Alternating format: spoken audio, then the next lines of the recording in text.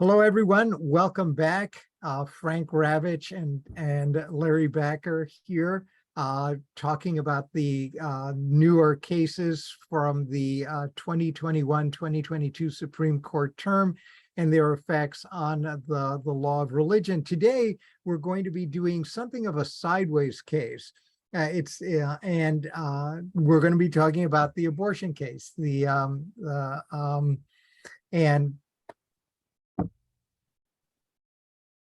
you can ask, it's going to be an interesting case because here we're really talking about something that's not necessarily religious, but it may be. And so, Frank, what do you think? Why are we talking about the Dobbs case? It's a good question. We've discussed this a lot, and it really comes down to two points, right? One is the very fundamental question of what counts as life, which underlie the abortion cases in general, is just a religiously charged question, and therefore the state's interest, whether they, of course, the court doesn't talk about it in religious terms, but there's some impact there.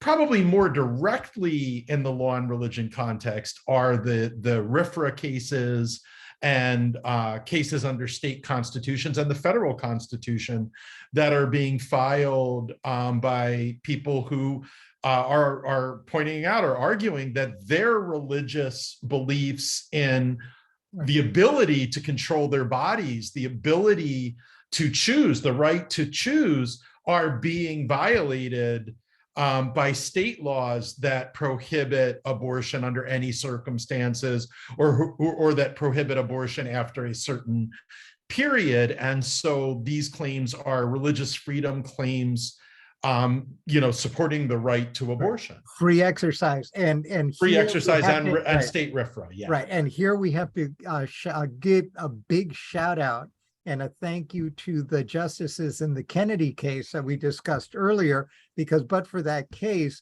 this would be a very small footnote, a potential footnote.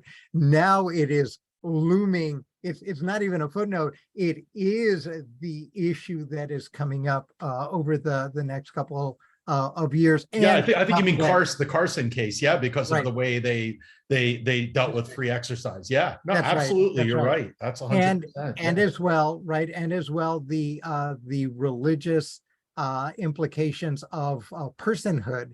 There are a number of states, Georgia, for example, I know is one, where they went a step further when they rewrote their abortion statutes. They also included a provision about the status of the fetus as a person from a particular time. So personhood now comes into play, and there's been some funny business as well as some quite serious implications. My favorite, of course, is the woman who fought or who threatened to fight a ticket for using the HOV lanes by saying, well, there's two of us in the car. It's just one of them is, God or the divinity willing, everything goes okay. It will be born in X number of months. So, and the personhood issue is a big one, because to the extent that states rely on that, it particularly in states that have RFRAs, or it could be under the federal free exercise clause now as well. Bottom line is, people can very easily argue, well, in my religion, it's not a person yet. And therefore, I have the religious freedom, I have the right to my bodily integrity, and you're imposing your concept of personhood.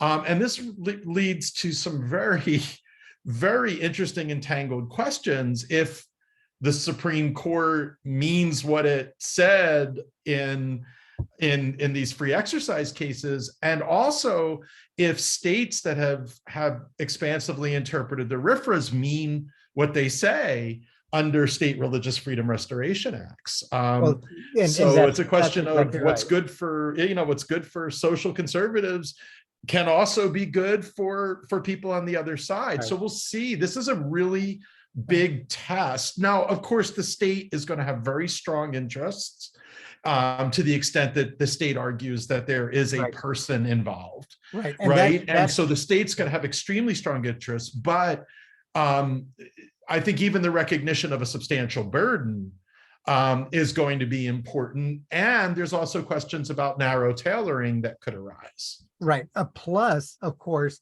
one can see all kinds of things going on. Clearly, there'll either be funny business with the way in which the standard is going to be reinterpreted, both under state, under the statutory guidelines, as well as under federal constitutional guidelines.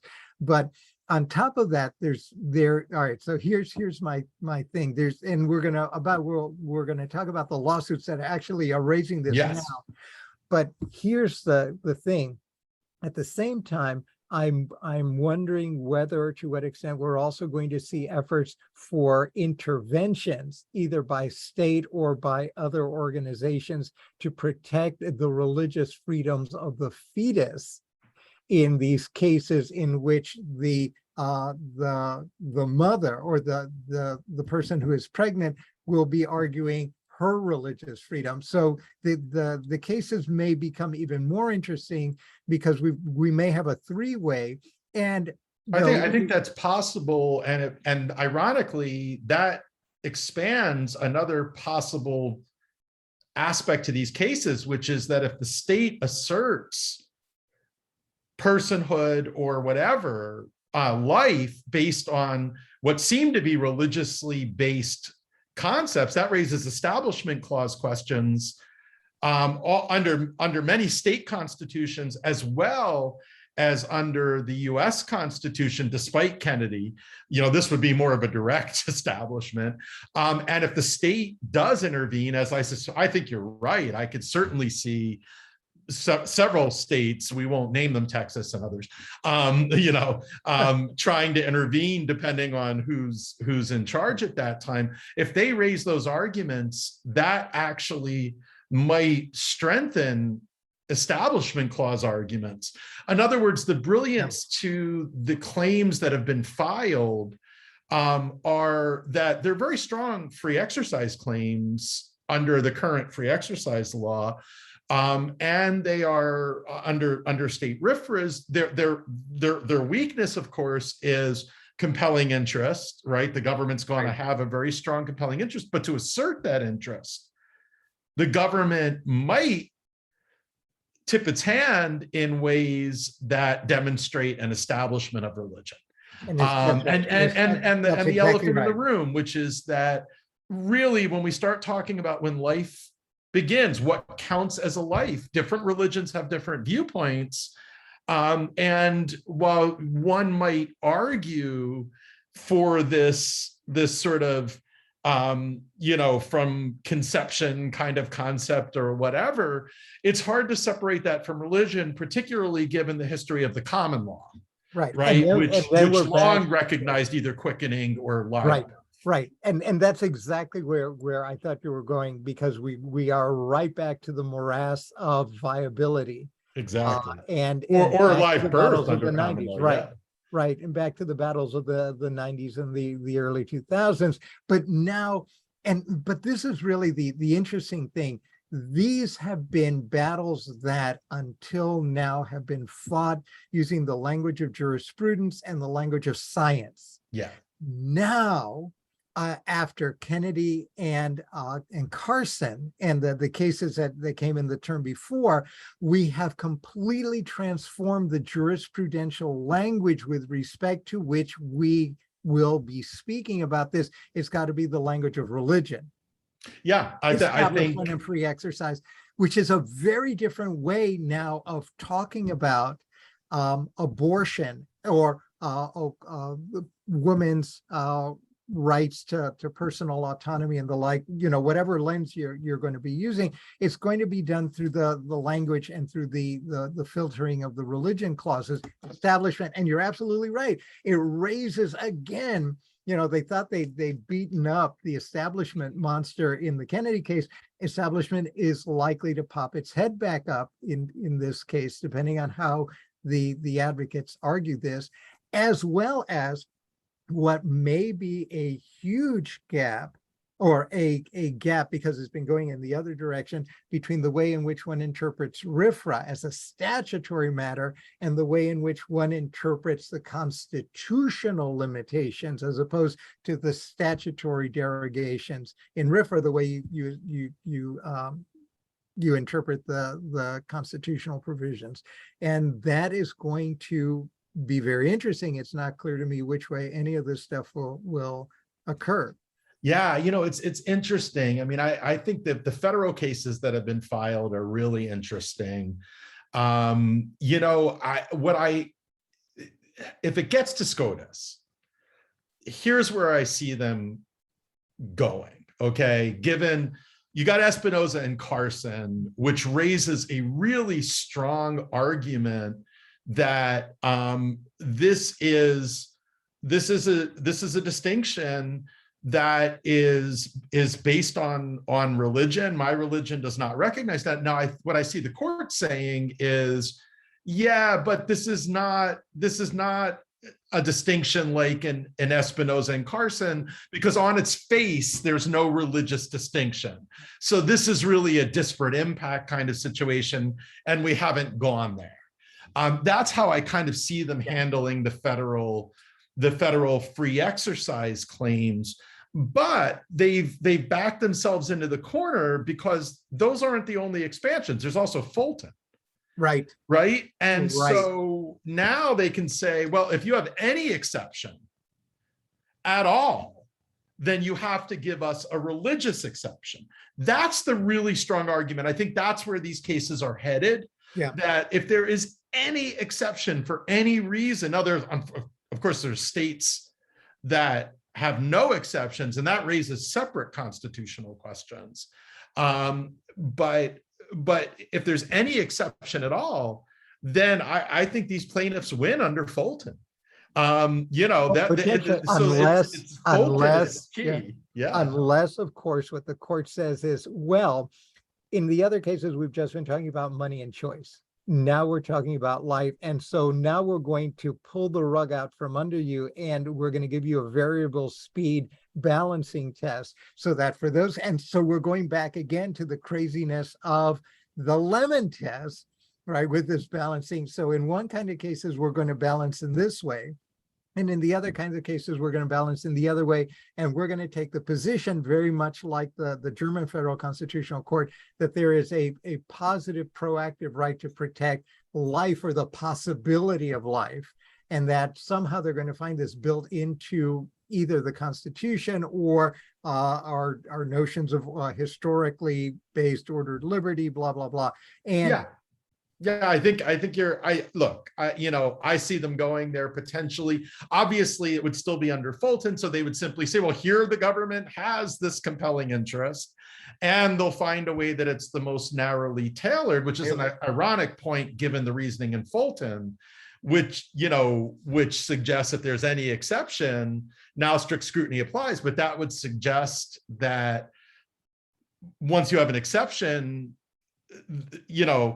not giving an exception is not going, it affects narrow tailoring. Right. I think you're right. I mean, this court has demonstrated itself to be unprincipled enough this term, right, that I could see them ironically going to a balancing test, even though, as you know, they've gotten away from it. And, I think you're right. I think they'll find a way. And I think your point is the way they're likely to find. Yeah, it's implied in Kennedy. And more interesting, perhaps, is that if that happens, then the entire basis of Dobbs, at least the formal basis of Dobbs, falls away. Because as we recall, Dobbs is technically not a substantive rights case. It is technically a federalism case. Well, this stuff is it's just too crazy. We can't get two people in a room to agree with each other. It's un-American for us to impose this. So this is going back to the political process in the states. But then when we reconstitutionalize it using the language of religion, then it is no longer, right, the basis of Dobbs. Oh, this is really a state. Well, that's the irony, right? The federalism argument in Dobbs versus states have no right to do anything in Espinoza or Carson v. Macon, right? You know, the Exactly. state constitution doesn't matter. There's no play in the joint. Oh yeah, we said that in Locke, but we didn't Be- really mean it that right. way, you know. Because now we've reframed this from the language of science to the language of religion. And Yeah. once you do that, all bets are off, right? And But the beauty for them, for the court, if they want to do that, is they're the ultimate arbiters of which arena they want to play in, exactly. right? So Exactly. they're the ultimate deciders, you know, of the of what do they want to play in the science field, or do they want to play in the religion field? And they can simply make that call now.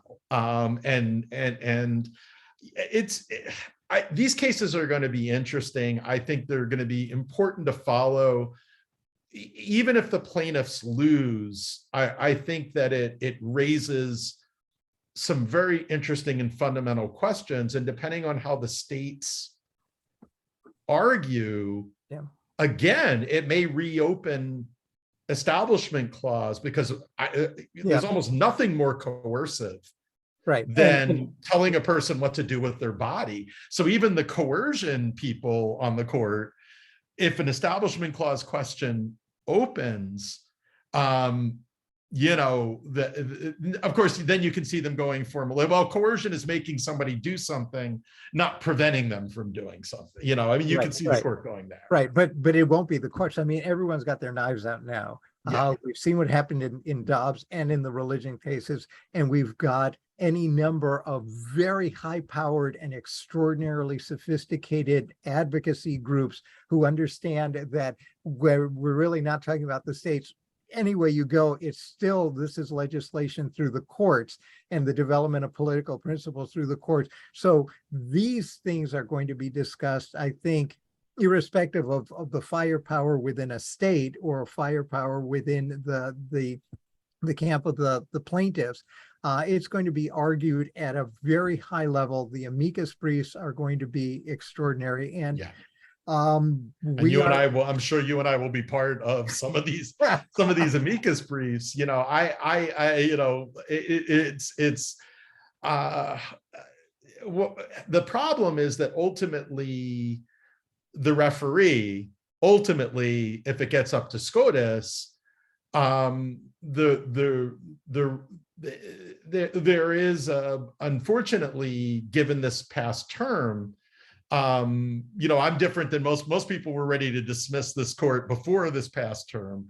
I was still one of those people who was like, well, you know, it's not like they overturned Roe, you know, before this term, right? It's not like they completely eviscerated the establishment. And so, you know, given this term, you know, ultimately the referee is going to always call, you know, it's going to be a rigged game.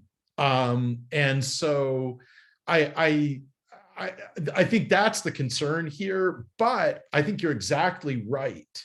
The arguments are going to bring in incredible firepower on both sides. And these questions are going to seep into the public mind, I think, more than amicus briefs generally do, right? I mean, this is going to be media covered. Amicus briefs are going to be media covered. That's right. And that's a point worth emphasizing. This is very much like the issue that came up when free exercise started going in the 1960s. There's two things that we're looking at. One is the narrow jurisprudence, right, which is narrowly tailored and highly sophisticated. And then out of that bag will come the political discussion, the notions of these things as a political principle rather than as a jurisprudential principle. And you're absolutely right. Once that goes into the political sphere and the sphere of discussion, then the entire nature of this thing is going to change. I mean, in a sense, we get to RFRA precisely because the cases, the principle escaped the cases. And the trigger, of course, was the Smith case. And I think we're going to see this happening here, this bifurcation between the wordy opinions and then the development of the discourse, of the political discourse, and then that will eventually come back. one Well, way. yeah, and depending on, we don't know how anything's going to go in the coming election, but depending on how things go, there could be federal legislation similar to RFRA, right? RFRA, as you Right. said, was a response to Smith. We could see federal legislation that's a response to Dobbs. Yep. Just the difference is because of the Bernie case where the court held RFRA didn't apply to the states, Congress is going to have to use the right power in order to be able to pass this legislation. And obviously they're looking at spending and things like that, right. which is what if they had done that with RFRA, then it would have been applicable probably to the states. We see that with RLIPA, with Holt v. Hobbs Right. becomes a very important precedent because of the way the court upheld Congress's power under the spending, and in that case, the Section 5 power as well. Spending and commerce power, I apologize. The spending and commerce power, that's the very same argument that could be used to support the federal legislation in response to Dobbs. Agreed. Well, we've got a couple minutes. And before we close, we should talk a little bit more about the personhood issue, because it really wasn't in Dobbs. We don't really spend a lot of time with it in the developed jurisprudence, but I suspect, and I'm making my prognostication here, that we're going to see personhood now move much closer to center stage, both as an issue of politics and lawmaking, and we're already seeing that with some states, but also as an issue of jurisprudence that is likely to touch, among other areas, the religion clauses, both, as you've mentioned already, in the context of establishment, but then in the reaction to the statutes in the context of free exercise as well. And so we may see a religious turn again as well in the context of personhood, in a variety of different senses, both in the generative sense that that's what's going to be driving, although they'll hide it, it'll be driving the legislative text, but also in the jurisprudential responses, either establishment or free exercise. Yeah, I think that's true. I mean, when we're dealing with corporate personhood, of course, is but when we're dealing with fetal personhood, I think you're exactly right. I mean, I think from the start, it's really been about religion. Different religions have different views on that. Some conception, some viability, some live birth, right? Some quickening. There's different religious views on this, and right. Right. All of which, of course, should be respected and honored within the religious communities and among the adherents to those religious communities in which these views flourish. I don't think that there's any question about that, but it's moving when one moves beyond the religious community, and then the religious community becomes a political community. Now, there's disagreement. That's where over and over and over again, certainly since the 1940s, actually since the 1890s, right?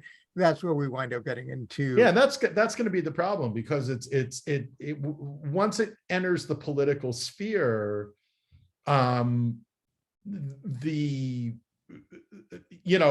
gets back to sort of the Robert Alley, Richard Rorty arguments about publicly accessible reasons, right? Things like that. And so, generally, at least until recently, people try to use publicly accessible reasons. And so, I don't know that that's going to happen in every state. So some states might use the religious reasons, in which case I think it does make an establishment clause claim. But I think in a lot of cases, you're right. It's going to be discourse. That's how this debate has been framed all along.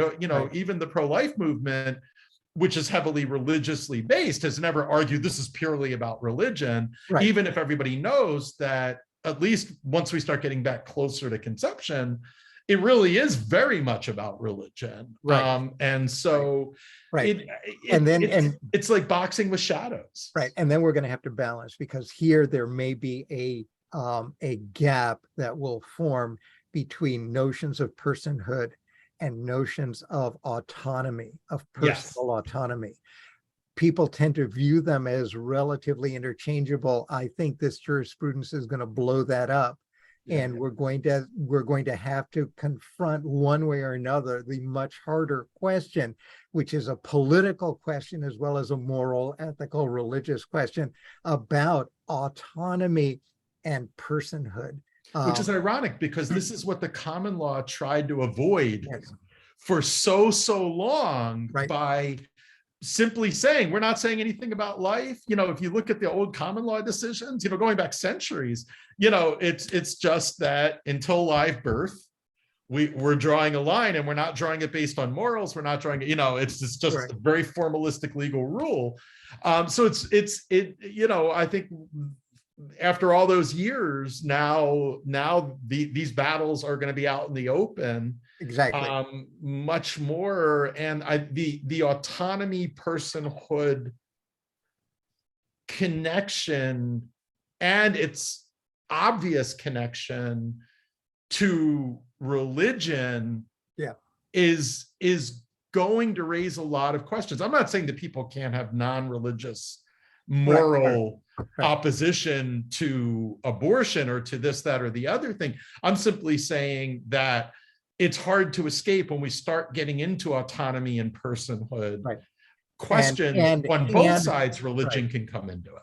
And the language of jurisprudence now is religious, whether we like it or not. And so even if you wanted to ignore it or avoid it, even if you wanted to have this as a purely political, you can't, because that's the corner that the court has boxed us all in. All right, our time is really coming to a close. Last words. I just think this is another way in which law and religion is increasingly important, legally, politically, philosophically. So far, the challenges to Dobbs have come from the law and religion sphere. I do think we'll see equal protection challenges. I do think we'll see other challenges coming, maybe some state challenges. But law and religion is the pioneer here, and we're in the Wild West, as we said after Kennedy. But we're in the Wild West here after Dobbs, and nobody knows where things will lead. But right now, law and religion is where the battles are starting. And so everybody pay attention. And I hope whatever your view on this issue, you're able to appreciate how important, as Larry said, the recent law and religion jurisprudence is to framing how we even come to consider concepts like personhood and autonomy. Right. And my last words are, we are in the beginning of an era of extraordinary dynamism. There's going to be a lot of testing of all of these concepts, and they will likely go in ways that we can't even anticipate. Buckle your seatbelts, folks, because this is going to be a very interesting ride. Oh, yeah, absolutely. All right. Well, thank you very much, Frank. And hopefully you look forward to our next set of discussions as they come up in due course. And until our next set of discussions. See y'all soon, and hope you're having a good, we're recording this in the summer. You may be watching this in the fall. Hope you're having a good summer. We got to both get back to writing now.